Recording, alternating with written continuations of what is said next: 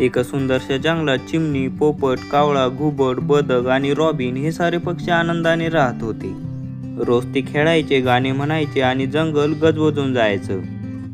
एक दिवस पोपटाला आंब्याच्या झाडाखाली काहीतरी चमचमतं दिसतं। अरे वा, ही तर शिट्टी आहे, पण ही कुणाची असेल बरं? तो पटकन आपल्या जवळच्या मैत्रिणीकडे चिमणीकडे गेला। चिमणी चिमणी, मला ही शिट्टी सापडली, ही तुझी आहे का? नाही रे पोपट, ही माझी नाही। माझ्याकडे तर आधीपासून गोड गाण्याचा आवाज आहे, मला शिट्टी कशाला? चला आपण कावळ्याला विचारू। दोघं उडत कावळ्याकडे जातात। कावळ्या, तुला ही शिट्टी ओळखीची वाटते का?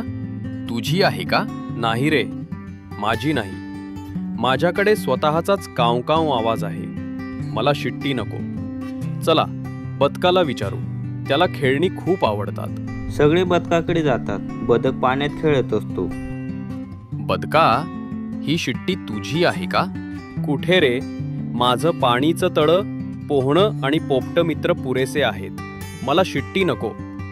चला आपण घुबडाला विचारू, तो शहाणा आहे, त्याला कदाचित माहिती असेल। त्यानंतर सगळे मिळून घुबडाजवळ जातात। जंगलात झाडावर बसलेलं घुबड डोळे मोठे करून पाहतं। घुबडा, ही शिट्टी तुझी आहे का? नाही, माझी नाही। पण सांग पोपट, तुला ही कुठे सापडली? आंब्याच्या झाडाखाली। मग ही शिट्टी नक्कीच रॉबिनची असणार, त्याला नेहमी शिट्टी वाजवायला आवडतं। चला त्याला शोधूया। थोडं पुढे ते रॉबिनला दुखी बसलेलं पाहतात। रॉबिन, काय झालं? तू एवढा उदास का दिसतोस? मी माझी शिट्टी हरवली आहे, ती मला खूप आवडायची। मी तिला सगळीकडे शोधतोय पण मिळतच नाही। अरे वा, मग ही शिट्टी तुझीच असणार। हो, हीच माझी शिट्टी आहे। पोपट, खूप खूप धन्यवाद। रॉबिन शिट्टी वाजवतो। सुंदर स्वर जंगलात घुमतात आणि सगळे पक्षी आनंदाने नाचतात। त्या दिवसानंतर सर्व पक्ष्यांना एक गोष्ट समजली, जर काही सापडलं तर ते प्रामाणिकपणे परत करायला हवं। अशाच मजेदार गोष्टी पाहण्यासाठी लगेच आपल्या चॅनलला सबस्क्राईब करा आणि व्हिडिओला लाईक, शेअर करा।